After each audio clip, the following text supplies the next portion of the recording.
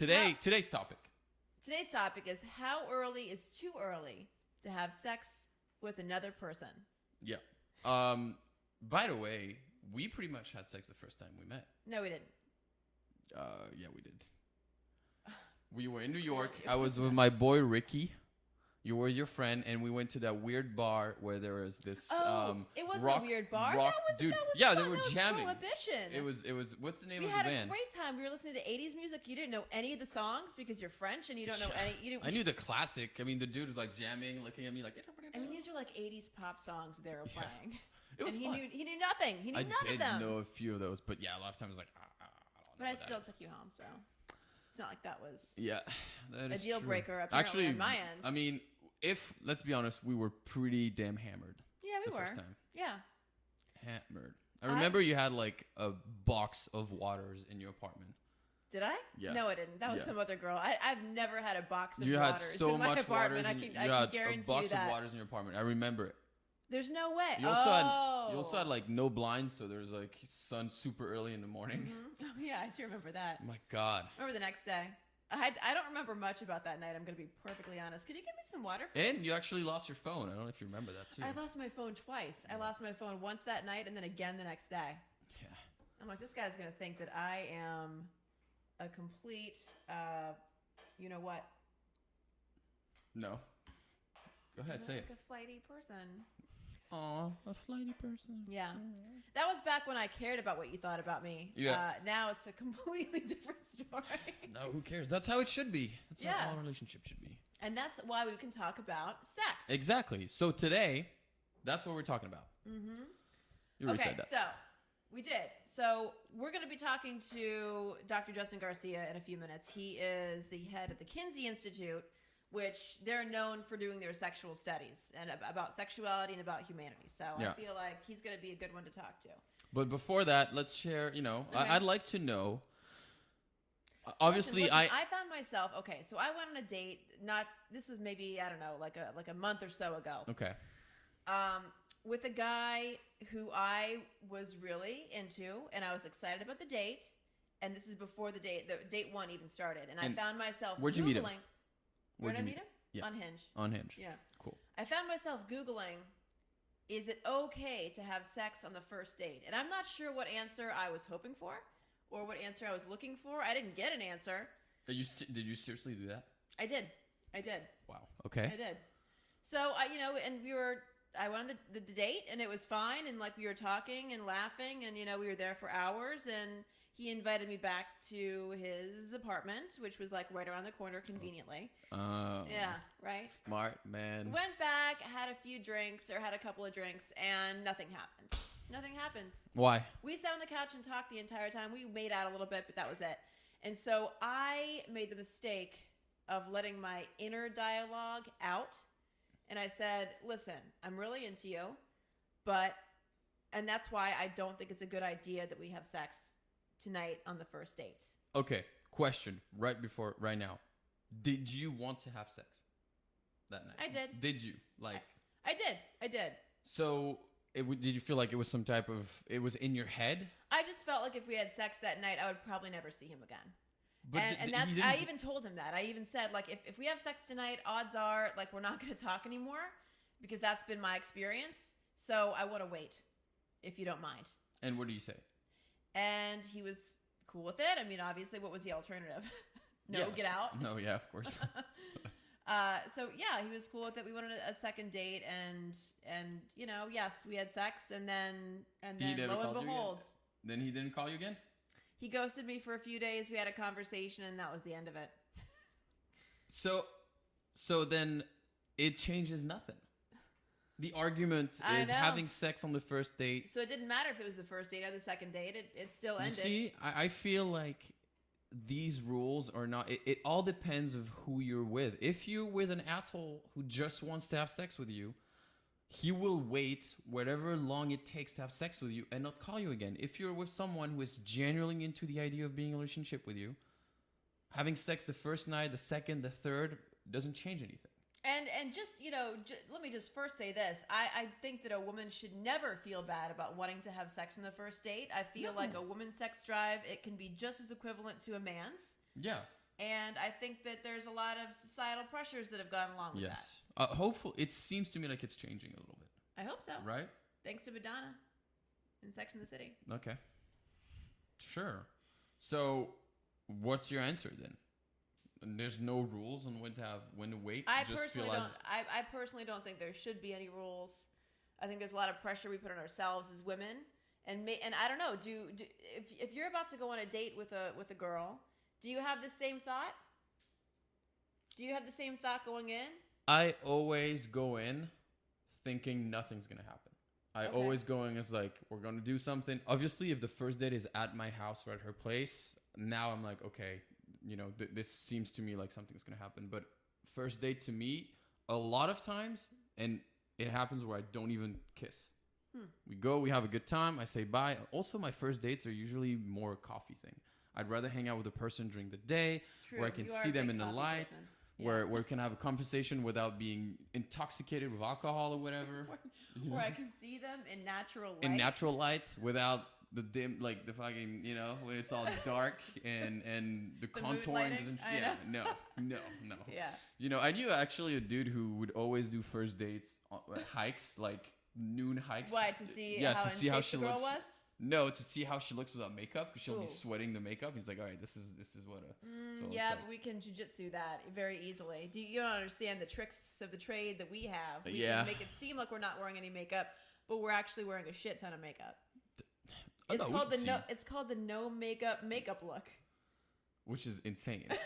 They say, I see these videos like, hey, this is my natural look. Like, natural look, just wake up. That's it. Just wake up. That's wake natural up. look. You don't need to do a natural glam. Yeah.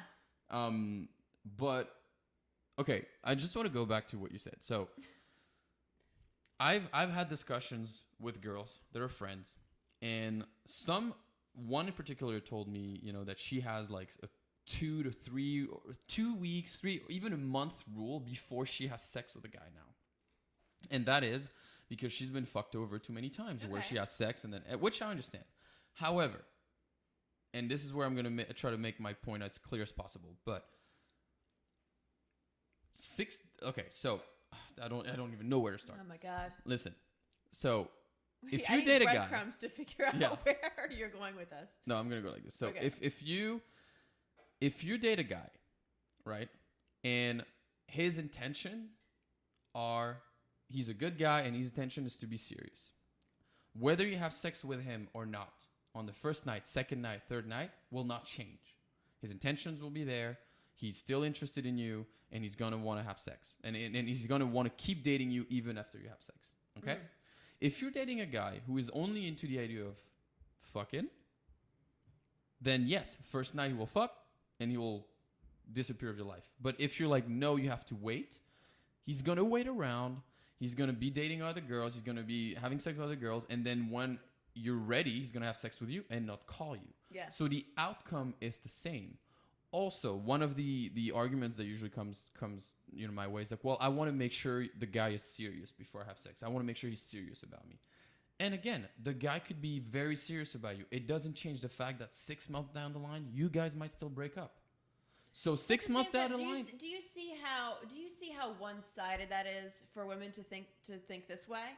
We're thinking to ourselves, well, I'm going to make him wait. Like, we're not getting anything. If we want to have sex with a guy, we're going to force ourselves to wait. We're going to make him wait just for the idea of, oh my goodness, I want to get in his good graces and I want to make him wait and you know, maybe he'll stick around long enough for us to have some sort of relationship. Sure. But you're depriving yourself of something that you want, which sometimes is sex. And the older I get, the more I'm figuring this out. That it's very normal for a woman to have a sex drive, especially if she's physically attracted to the guy. Yeah. Then it's okay. It's okay to have sex, and that's the point. And again, like I said, if 6 months down, even if you want to be serious with the guy and the guy wants to be serious, 6 months down the line, you don't know what's going to happen. Maybe he'll meet somebody else. Maybe you'll meet somebody else. And you guys break up. Mm-hmm. So when you'll think back on it, you'll be like, it didn't change a thing 6 months down the line, whether you had sex on the first night or the second. You guys are no longer together. Mm-hmm. You know? Mm-hmm. And I've dated a girl where I was in a relationship back when I lived in Montreal. We had sex on the second night, and we were together. And it didn't matter. And it did not matter. You know, because I feel it's more frustrating that you have a first date and you have a blast with the girl, and all you want to do is finish with this girl, with you. You possibly want to be like, I want to have breakfast with you. Let's, and things happen. That's awesome. It's more frustrating when there's this rule where the girl's like, no, I want to do it, but I can't do it. It's kind of like, why? We're both in this beautiful moment together. Let's just do it. So why would you set up barriers and set up rules for yourself? I think that's just, to me, like when I hear women talk about that, you're depriving your own self of something that you want to do and something that you feel would be natural and good for you. Yeah, and go with your guts. Go with your guts. If this guy inspire you and feel secure that he's gonna call you, do it. Who cares? Mm-hmm. If you're a little I'm not sure, then don't do it. Mm-hmm. But I don't think it can be a rule applied to everyone. Everybody is different. Every date is gonna be different. Every person you're gonna date is gonna be different, and you should be open to the idea of things happening or not. So you think whether it happens at that moment or whether it happens, 2 weeks from now, it doesn't matter to the guy? I don't think so. So in other words, I do think that some guys, if they sleep with girls on the first night, they might be like, oh, this girl was too easy. I could never date a girl like this. I was going to ask you. Yeah, exactly. What does a guy think if a girl puts herself out there way too fast, seemingly way too fast, maybe on the first date? What does the guy think? This is, that's tough. I think differently because I guess my mom's always told me, when you have sex with a girl, she's fucking you as much as you're fucking her. So it's not a one-sided thing. Your mom says it like that? No, but that's what she means. She goes more. It's more like now, little Julien, when listen you're, to me. when you're being intimate with a girl, just know that she's having as much pleasure as you are. But that's pretty much what she means. And I agree. So for me, if I have sex with a girl on the first night, if I'm genuinely into the person, it doesn't change anything. And as a matter of fact, sometimes having sex with a girl fairly fast could tell us if we have sexual chemistry. Could tell us right away. It's like, oh, are we at least a good match in bed? If so, now let's go explore the relationship. And maybe, because imagine like you've dated for a month and then you have sex and you guys are... And he has a micropene. Like, what? Yeah, I mean that, or just I wasn't going like that. It's so childish. It was more about you. If your guys' sexual vibe is totally different. Like you guys are really not into the same thing. It's like, fuck. Well, we've wasted a month because we're not gonna have sex. Yeah. But it is true that for some guys, a girl that has sex early, they might be. It's a turnoff to some. They guys. may be like, oh yeah, she's in the streets, so well, I'm not gonna date you her. also think right. Like if she's doing this with me on the first night, she's done this with everybody on the first night. Sure, but then have a little bit. Fair? It is, but also but then why don't we think about that as women? Because I don't. No, yeah, exactly. If I have sex with a guy on the first date, I don't think about the fact that he's done this so many times with so many other women. Yeah, that thought does not even come across my brain. You know what comes across my brain? I feel like shit. I feel bad about myself. Yeah, and because that is I should have made him wait. That is pure society judgment. Yeah. In your head. Catholic guilt. Oh yeah, that's true. But luckily, I feel like we can ask these questions, and hopefully, we can have a bit more clarity. I want to get the science behind it. Let's get the science behind it. I also think there's a lot that men and women don't talk about when it comes to sex, and for that, we're going to go to Dr. Justin Garcia. So he is the executive director of the Kinsey Institute. He's also the scientific advisor to Match. I didn't even know they had scientific advisors at Match. Welcome, Justin Garcia. Hi, thanks for having me on. Good to be with you both. Thanks for being with us. Thanks for being with us, yeah. Tell me, first of all, what the Kinsey Institute is. Sure. So the Kinsey Institute is the world's leading sex research institute and a research program and center. So we've got over a dozen faculty who study different aspects of human sexuality. My work's on romantic and sexual relationships. Some people at the Institute work on sexual behavior, sexual fantasy, romantic love, arousal, so a whole suite of different issues. He has a lot of sexual fantasies. Yeah, we'll get to your fantasies. And we also have a collection, so it's the world's largest research collection of sexual materials. I love art, that. Awesome. Photography. We're located at Indiana University for nearly 3/4 of a century. Wow, long and storied career you have as well. So we're talking about when is it too early to have sex in either a dating situation or a relationship. And the first question I'll ask you, Justin, do men and women have different standards about when is too early to have sex? Yeah, it's a great question. So there are different standards, and part of those are culturally imposed, right? Because part of that has to do with stigma that's around, when if you have sex too soon or what's perceived as too easily. And there's often a lot of concern, particularly with women, that they Yeah. should be Yeah. the kind of gatekeepers of sex, Right. bound up in all sorts of weird gender norms and rules. And so part of it is that, but there's also a lot of variation of when people have sex. So a lot of us know the kind of common 3-date rule a lot of people use. This is very prominent in the U.S. Right. This is more of an American 3-date rule type of thing. And in Europe, I guess it's different. Yeah, whenever. Julien is French. I'm surprised you haven't reminded him of that yet. Yeah. But Julien's French, and I guess they just have different norms, sexual norms in Europe. I think we're a little bit more open when it comes to sex, generally speaking. Like, billboards and stuff like that, like ads have a bit more nudity, and we are just a little bit. It's less of a taboo, and it's also seen as a mutual thing. It seems to me like in the U.S., it's kind of like the guy is having sex with the girl, whereas and that's still generalizing, but in French mentality, it's we're both having sex. We're both having this experience. So women are a little bit more empowered culturally. I when would it comes say that. to I would sex say that. in France. I and Europe? think so. Okay. I mean, I guess there is some hope, right?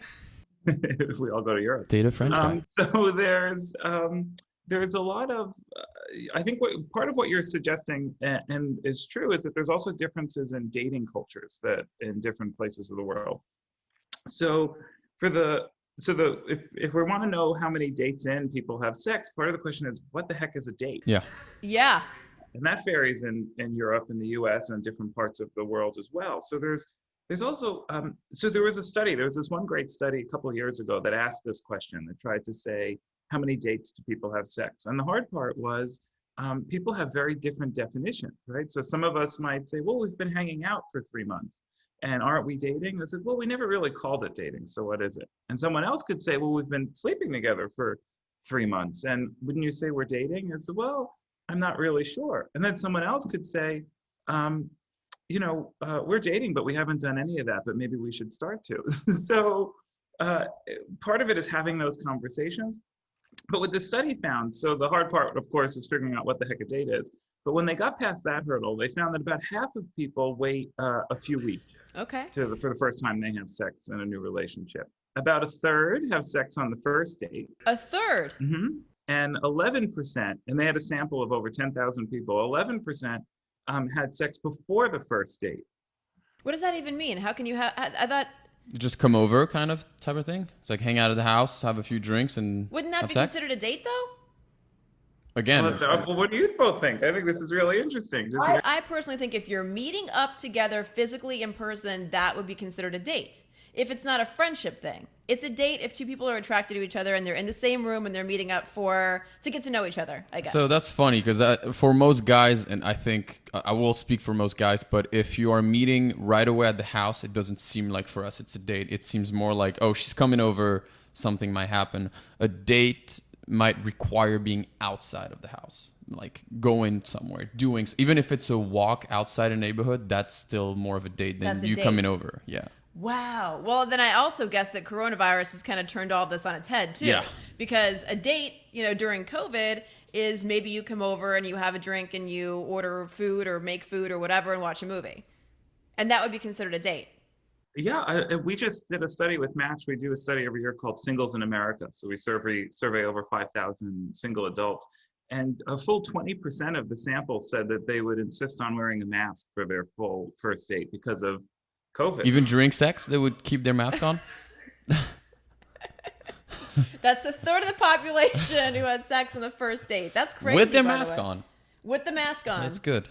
Well, there are definite rules and regulations. No, those are different studies. They're not necessarily having that. Yeah. It's like no condoms, but mask on. You got to pick. You know what I mean? Well, yeah, it's the new, right? It's the new way of showing. It is. It actually is. I know that through, the last few months of dating, some of the questions that I've got is like, hey, have you been hanging out with a lot of people? Like, are you COVID safe? Are you, trying to, how is this? And a lot of them are valid because like I live with my parents or I'm seeing some relatives, which I totally understand. But it is a question now. And some people are absolutely do not care whatsoever. I think that there's a lot of guilt on the part of women when it comes to having sex too early in a situation. You know, because there's this preconception where, and I don't even know if it's a preconception. It could be science backed up by science. I have no idea. But there's this theory that men are like the hunters and the gatherers, and it's their job. It's in their DNA and evolution to spread their seed as much as possible. Yeah. So they're the ones who have the stronger sex drive. But is there any scientific evidence to back up that, you know, men have a stronger sex drive than women do? Yeah, that's it's a little bit mixed, and I think it's a little bit more nuanced than we often talk about with that. So part of it is one of the consistent findings in the cross-cultural data is that men have a greater interest in sexual variety.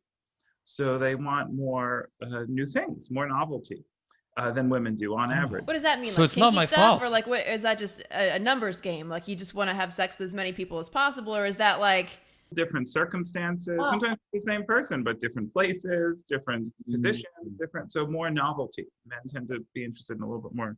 Okay.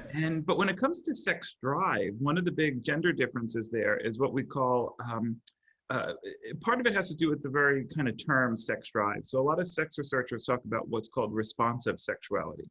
And women tend to more often have responsive sexual drive or a sexual desire. And what that means is most of us don't just walk down the street thinking like, oh, I have to have sex right now, or I want to have sex right now. We need something to sort of Julien's turn like, the speak for engine yourself. on. But that's exactly it, right? So men tend to be a little bit more likely to have sort of sexual desire and arousal sort of just happen. Whereas women, it's more responsive. So they need something. It's that, you know, you need the right mood setting, or the right person, or the right context, the right music, the right kissing, the right foreplay. So when you ask people, for instance, how many times do you want to have sex per week, part of that is really dependent on with whom you're having sex. Yeah, that's a contextual thing. Yeah, it's true that a guy could, you know, just literally pull his pants down and have sex. Like it doesn't. We don't need much to be. Right now? Do you see I know, Justin's but face? You're disappointing him. I'm sorry, but it feels like we don't. I agree that we don't need that much triggers to be, you know, to start sex. And it feels like, yeah, some women want more foreplay, and that's also a lot of times we hear that. Like girls will say, well, you know, you're just trying to like stick it in, and I need some foreplay to get going. Yeah, like the wind can blow a certain way, and guys are aroused. For women, it's like, you know, the stars have to align sometimes. You know, have to get enough sleep. You have to have a good day that day. And, you know, You gotta feel pretty. You have to feel pretty, right? You got to make sure you're wearing deodorant. Like everything has to align. I actually do have a question. Do you feel like the sex drive kind of change? So I'm gonna explain my question. It seems like from 20 to 30-year-olds, guys are generally feel a little bit more horny and open about sex. But it seems to me, with my experience, that women over 30s are a little more sexual. They know their body, they know what they like, and they're open, and they're more open, and they tend to want to have sex more. Is that accurate? Yes, actually, that's a good observation. So it's one of the things that we think is happening is that as women move closer to, so there's what's sometimes called the closing time effect. Yep. If you're at the bar late at night and everyone just starts to look a little bit more attractive. And studies have demonstrated that, controlling for the amount of beer you drink. And but we do know that with women in particular, as they move into their 30s, as the reproductive window on average starts to close, there seems to also be something that sexual interest seems to go up. So women sort of peak, the sort of peak of their sex lives tend to be a little bit later than men. Men tend to be a little bit earlier. And that goes on throughout the life course. So although there's something that happens in the 30s with women in particular, Julien, I think you're right, that there's also, it becomes a point that a lot of women learn what they like, they learn what they don't like. And that's true of both relationships and sex. It's also one of the interesting things that we're seeing today culturally, that, you know, people today have had more relationships and more breakups than past generations, right? People, our parents, when they were in their 30s, maybe had one or two serious relationships, right? Yeah. We could have that in a month.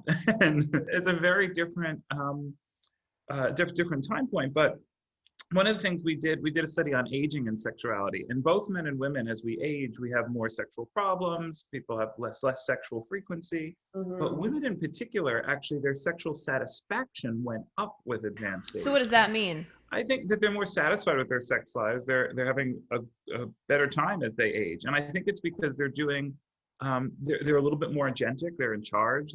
They know what they like. They're telling their partners what they like. And it could also be that as their partners age, as their male partners age, they're having slower sex. So things like, Jen, as you were saying before, right, all those factors that are important, things like foreplay and talking and mood setting, those tend to be more involved, particularly in later years, like after 60. Because I used to hook up with this 75-year-old woman, and she wanted to have sex all the time. So that was super tiring. I'm kidding. See, that's where the whole Mrs. Robinson movie came from, right? Dustin Hoffman. Was it Dustin Hoffman? Yeah. I think to close out this point, and again, tell me if I'm wrong, but it seems like women grow up, thinking sex is a bit of a taboo, whereas guys, if like a 10-year-old guy is a 10-year-old boy is seen touching his wiener, everybody's, oh my God, that's so cute. But if a girl does it, it's kind of like, don't perverse, do that, yeah, right? It's kind of perverse. So it seems to me like as women get older, they start to really take power of their sexuality and realize that it's okay to enjoy sex, that it's okay for them to have pleasure. Whereas guys, we're taught that very, very young. So do you think that might be why women after their 30s tend to peak sexually? That's a really interesting and I think complex point. And I think in some ways, it's interesting you say that, because I think part of that is a European understanding that I think women in the United States are shamed for a sexual life throughout. Absolutely. Yeah. I mean, Jen is a woman in her 30s, right? I don't think there becomes a time where it becomes more acceptable. I think it also depends on where you're from in the country and how you were raised. I mean, I was raised Catholic. I'm from the Midwest. So obviously there was some pressures and constraints there and guilts, which is why I lost my virginity at 21 years old. You know what I mean? Like, so I think that now times are different, but, and depending on if you're from Los Angeles or New York, you weren't a virgin when you and I hooked up? What? Stop you it. Weren't? Jesus. You were not the first one, Julien. It wasn't your first? What? So I think that it's different, yeah, and being a woman, yeah, there are some social constraints put forth from a very, very early age that you're not supposed to be sexual, you're not supposed to act sexually, you're not supposed to have much of a sex drive, wait for the guy to chase you if he's interested, and initiate. This is something I've experienced with American girls, is that I have, like, it's not okay for them to initiate, to want the guy. I have to initiate, and I've been in a relationship where girls they don't want to have sex to I don't know how to say it proper, but to get off. Like they want to have sex because it was a guy's thing. The guy is having sex. He's pleasured, and that's all. And then some of the girls would do their own pleasure at home, like on their own. They're like, oh, that's it's fine. I want to have conversation. And I was like, I wasn't raised that way. You're supposed, you have to tell me what you like. You have to tell me what you want. We're two in this thing. We're doing this together. Yeah. So there's 2 points I want to bring up on what you're both saying. So one is there's this great book by feminist psychologist Deb Tolman called Dilemmas of Desire. She's an academic in New York. And she really makes this wonderful point that part of what we see in women, particularly young women, is what she calls the dilemma of desire. And that society really sexualizes, particularly North American society, really sexualizes young women. But they're not supposed to be sexual. So we have all these cues of, dress attractive and be sexual, but don't actually act on it. Because if you act on it, all of a sudden, you're not a good girl, quote unquote, anymore. So I think there's that piece that's really complicated and screws up a lot of people's intimate lives, because we worry about what we can do or we should do, or asking for what it is that we want. That there's a lot of embarrassment and shame around that. And then the other part of what you said, thinking a little bit about mutual desire, mutual pleasure, and who makes the first advance. So also in our single study a few years ago, we asked people, do you want women to ask you out on dates? And all guys say yes, right? Almost all of them say yes. Absolutely. There's nothing sexier than a girl taking power. At least for me. And I'm terrified to do that. I think that a lot of women are terrified of rejection, terrified of the perception that might come along with that. Like, is he going to see me as too easy at that point?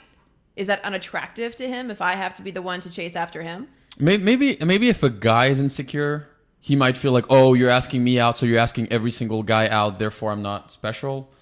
But I feel like if anybody, a guy who feels good in his skin, why does she feel like she's got to go fishing now? What is it about her that men aren't chasing after her? You know? Yeah. And it's tied up in all these other things, right? So we start playing these games in our head. We start running through these scripts, exactly as you said. Is it me? How come someone didn't say it? Maybe I shouldn't. What will they think? Am I too assertive? And that's all bound up in our understanding of what we think, how we think men and women should behave intimately.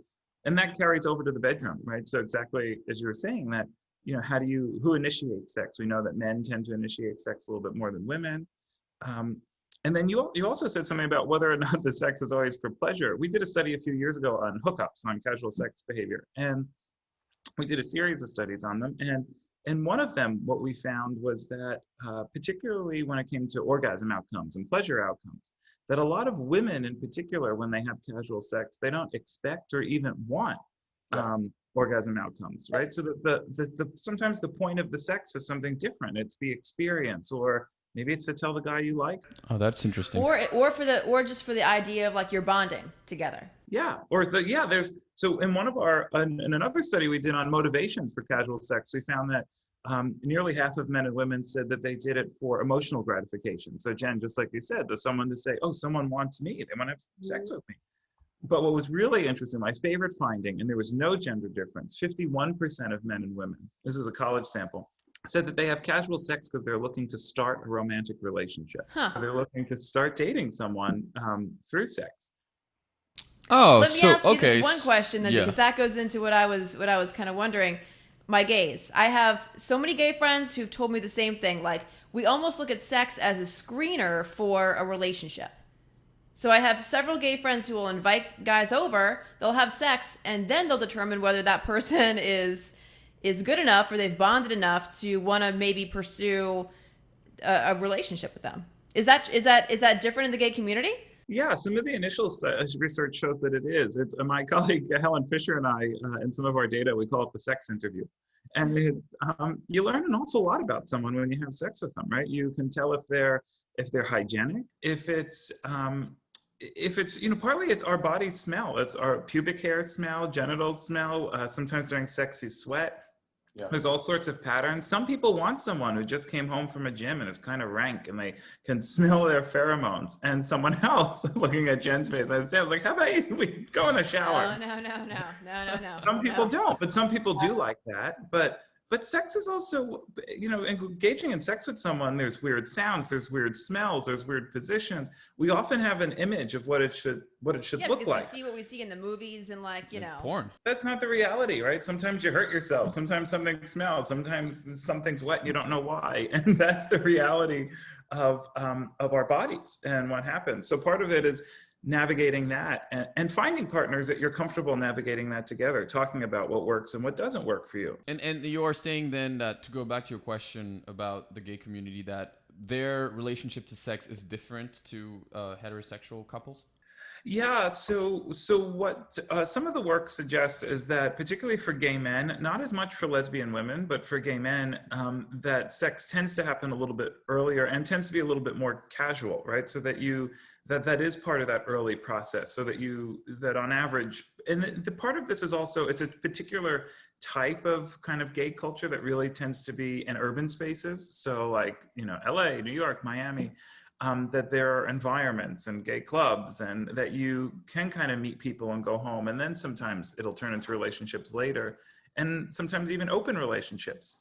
Yeah. So they're kind of casual at first, and you might be seeing multiple people. That kind of makes sense, because if you think about it, it is men thinking like men. Yeah. So a heterosexual man, if it was socially acceptable to meet a girl and go up to her as like, I think you're cute, you want to go have sex, guys would do it. But we have to obey the law of society and try to charm girls because you girls think differently. Well, right. I feel like if that's what we do. And if you think about it, two men can be extremely open because they see sex the same way. Yeah. There was a great study that just on that years ago now, co-authored by my colleague Elaine Hatfield, a famous psychologist who studies relationships. And they did exactly that on a campus. They had people go up to, they had a confederate, sort of a trained actor, go up to both men and women. Men went up to women, women went up to men, and would ask them one of three questions. And one of is, do you want to have sex tonight? And then the other is, can I take you on a date, right? So you sort of have these staged. Yeah. And as you suggested, that almost none of the women said yes. But part of that is also there's a lot more at risk for women. It's not as in terms of women are in a sexual event. Women are at higher risk for sexual violence, for sexually transmitted infection. That is true. Yeah, definitely. Like if people see you leave the club together. Also, a baby. That's something else. Yes, and pregnancy, right? There's all these. There are all these. There's just there's a. When it comes to the risks of sex, women tend to have more to lose. I have one last question, and this is for all my guys that are listening to me, because this is a problem that I know every single guy has experienced. And I would like to know if you could tell us about why. It has happened to me where I am genuinely interested in dating a girl. I go on a date. Date 1, it's great. We have a good time. We kiss. Cool. Maybe not. Date 2, again, we do fun activities. It's great. I'm interested in getting to know her. Everything's good. And there's genuine interest, and then suddenly, after we have sex, the interest is gone. On your end? On my end, but I know it has happened to every single one of my guy friends. And we don't know why. Because yes, there are, assholes that will charm a girl, just have sex with them, and then go away. But we are genuinely interested before sex. We're genuinely into it. We're texting. We're into it. Okay. And for some reason, something happens. Like if there's some chemical in our brain that is changing, that after sex, we're like, question. I am not into this girl anymore. Do you have an explanation? Is there any scientific thing that says, yes, this happens? Yeah, exactly. And I think so. This is a really great question. And there's a few issues that we can look to the research so that they can inform. So sometimes it's what happens with sex, right? So we have a physiological flood with sex that you get a rise. Genital stimulation causes dopamine to rise. It's associated with attraction and focused attention. It's the pleasure circuit in our brain. If it's good quality sex, you can get a spike in oxytocin. You feel more bonded to the person. There is all sorts of a sort of physiological cascade that does happen during sexual activity. So for some people, sometimes that's too much, right? Particularly if you're just recently dating, you could say, I really like this person, and we have sex, and then you kind of get overwhelmed. Your body gets physiologically overwhelmed by that response.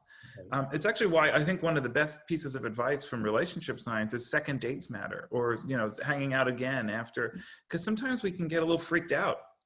For some people, it's psychological. So it's some people who have what's called fear of intimacy. It sometimes, it can just be because it was intense. You ride a roller coaster. Sometimes you say, that was good. I don't need to do it again. A lot of people are like that with drugs, right? They'll try them and they'll say, yeah, I kind of did it. I don't need to do it again. And actually what's happening in the brain is remarkably similar with sex with a new partner. So sometimes it's bound up in fear, worry about screwing up the relationship, worried about you felt something intense. And sometimes it's the opposite. Sometimes you have sex with someone and you go, the chemistry is just not right. Yeah, I really wanted this to work. Even if if you felt like you had chemistry prior to sex, like you're having a good time over dates, and then you have sex and now you're feeling 180 different than how you were feeling before towards that person. I think if someone has that experience every time they have sex, well, then it's probably something, what we call an individual difference. It's something about how they psychologically are handling sex.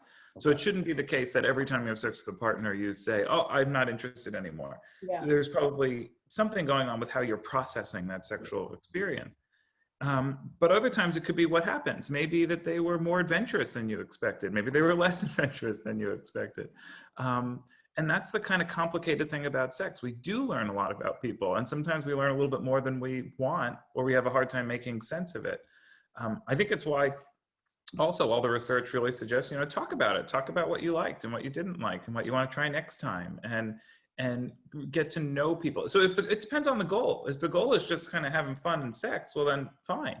And for many people it is. But if the goal is to establish a relationship with someone, if you're looking for a partnership, I think that takes time. And sometimes for some people, we have sex and we go, everything isn't there. Everything didn't line up and we had sex and I'm not ready to marry this person and have 3 kids. And that's normal, right? That stuff takes time. So we have to invest in relationships. You can't have a good relationship if both people don't invest to get to really know each other. All right. So you're saying if that happens to a guy, he's interested in a girl, he has sex with her, he's no longer interested. If he actually is into the idea of a relationship, he should give it a second chance, and he should do another thing with her and see if it's still there. Yeah, and it doesn't have to be sex. Go for coffee, go for lunch, go for a hike. So give it another shot. Maybe you have sex and you say, I don't feel it, but then you go for a hike the next day and you go, what was I thinking last night? You're great. Or maybe you go on the hike and you go, oh, my gut was right last night. This doesn't feel right. Okay. So there's no, to kind of sum this up, there's no hard and fast rule when it comes to how early is too early to have sex. Yes, exactly. Jen's the analytic one. She's like, give me. I know. I'm just trying to. I know. And I'm out here trying to find truth about myself. I'm just like, why am I like this? God damn it! Please help me, Justin. This was a 30-minute therapy session between you and Julien. This is great. And we look at the data, and it's so messy, and that's the hard thing. I think all of us want an easy answer. Yeah. I want to look at a data chart and say, okay, here's what you need to do. Here's how many hours you need to spend with the person. And it doesn't, partly because it's chemistry and people are like fingerprints, and you could take two fingerprints and you squish them together, and it's different each time. And every time you have another person, it's a different other finger. So that mix is going to be different. Each combination is dynamic in its own unique way.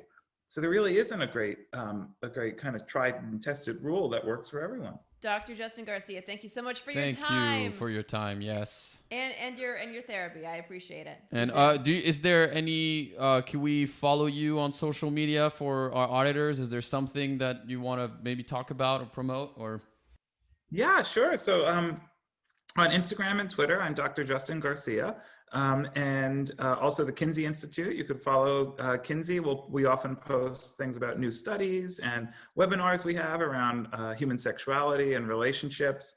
And in 2021, I'll have a new book coming out called The Intimate Animal. So get a look out for that book. Okay, well when your book's about to come out, we're going to have you on again to talk all about it. Love it. Thank you. Yay. Awesome. Thank you so have much. Fun tonight. Thank you. Bye. Well, this was awesome. Yeah.